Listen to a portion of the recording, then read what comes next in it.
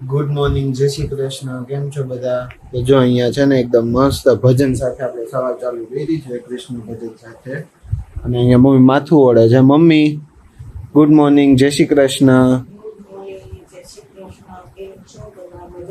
હા, બધા મજામાં. આવે તમારી તબિયત કેવી છે? બહુ માથું ને એવું કાલ દુખતું હતું તો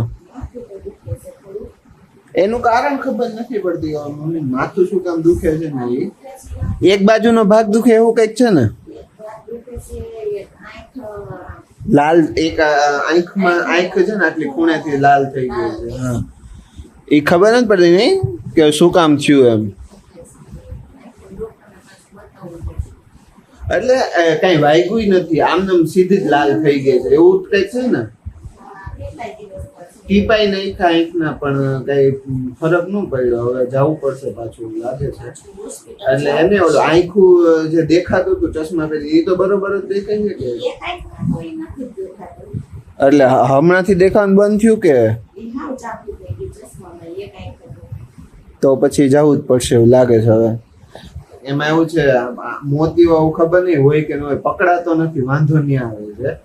તો પડદાન ડોક્ટરને બતાવવું પડશે. જો તમે કોઈ એવા સારા એવા પડદાન ડોક્ટરને જાણતા હો ને, ઓળખતા હો, કે તમને ખબર હોય કે આ જગ્યાએ છે તો અમને કમેન્ટ કરીને કહો તો અમે ત્યાં જઈએ. કેમ મમ્મી?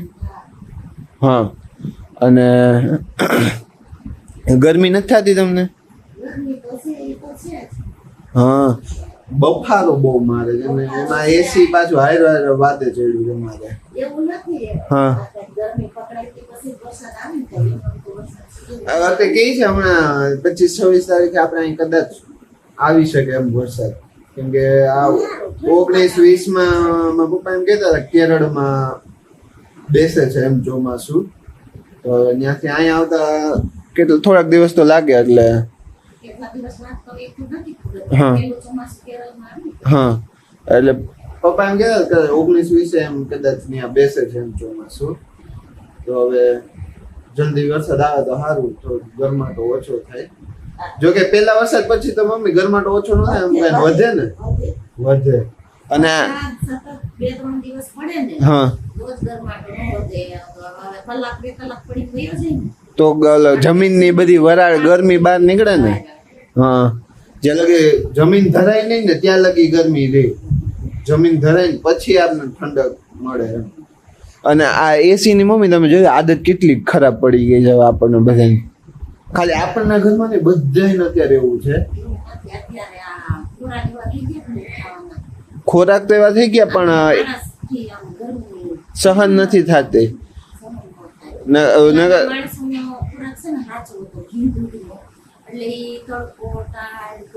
બધું સહન કરી લેતા. હા, નગર આ ટાણે બધા કેવા ખેતી કરતા હોય ને. જીવન આપણું બેઠા. હા, બેહારું જીવન થઈ જાય ને કોઈ પણ વસ્તુ સહન કરતા જે કામ કરતા હોય ને એ સહન કરીએ. ના, આજે કેટલી આવી ગરમીમાં ત્યાં બધા ખેતર ગામડે ખેતી કરતા હોય જો કે અત્યારે ન્યાય બહાર નો નીકળે. અત્યારે તો હવે ખેતી તો અમુક લોકો જ કરે છે, બાકી તો વાવવા દઈ દઈએ, ભાગમાં દઈ દઈએ. એટલે હવે ગામડે અહીં કરતા ગામડે સારું છે.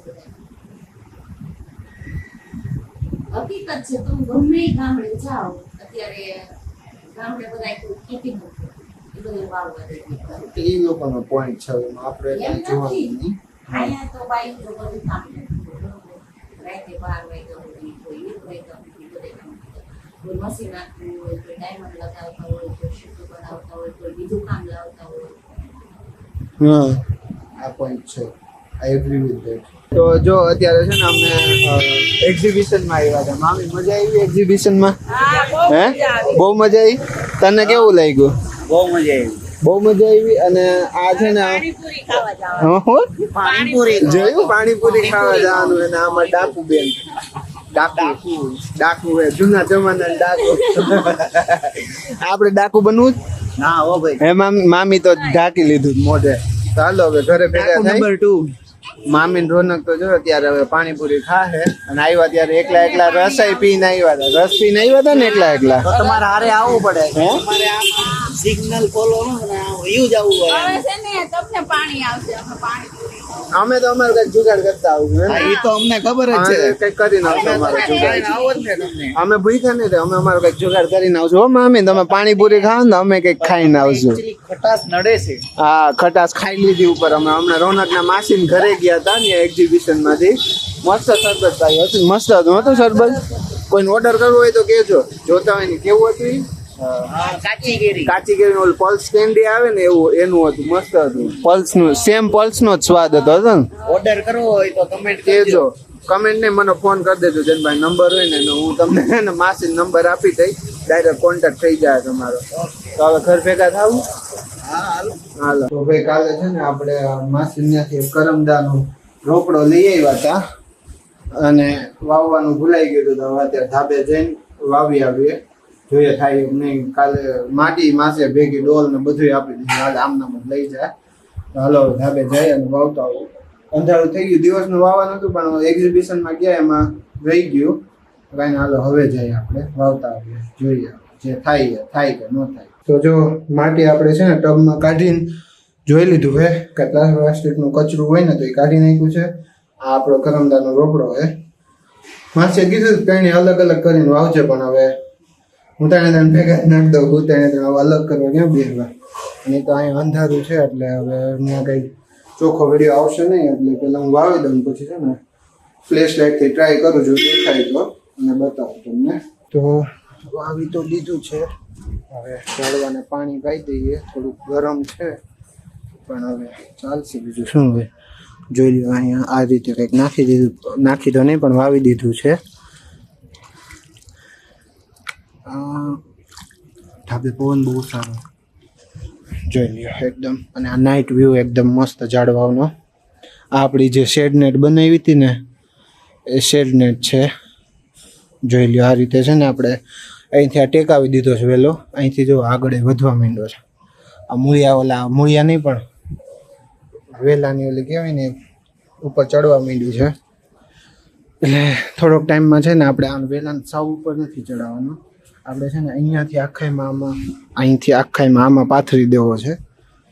જેમ ઉપર જતો છે ને એમ આડાવડો કરીને એમાં પાથરી દેવો છે. અને આજે પાણી પાવાનું રહી ગયું છે એટલે ઝાડવા થોડાક સુકાઈ ગયા.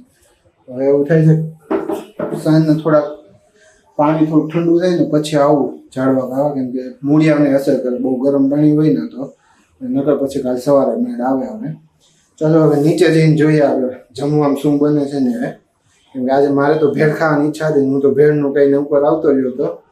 હવે એ લોકો બનાવે છે કે નહીં એ આપણે જોઈએ. જો ભાઈ ભેળ ખાવાની આપણી ઈચ્છા હતી ને એ તો માતાશ્રી અને બેનશ્રી એમ બધા પૂરી કરી દીધી. જોઈ લો હવે બધા ભેળ ખાશું. મમ્મીએ તો શાક ને ભાખરી જ ખાધું છે કે એમને તો જે માથામાં દુખે છે તો હજી કંઈ સારું નથી થયું. મમ્મી સારું થઈ ગઈ? માથામાં દુખે નહીં? સારું થઈ ગયું? તો હવે અમે તો ભેળ ને એવું ખાઈ જઈએ. અને હવે કાલ ફરી મળીએ એક નવા વિડીયો સાથે. ત્યાં સુધીમાં આ વિડીયોને લાઈક કરો, શેર કરો, કમેન્ટ્સ કરો અને ચેનલને સબસ્ક્રાઈબ કરો. Thank you for watching.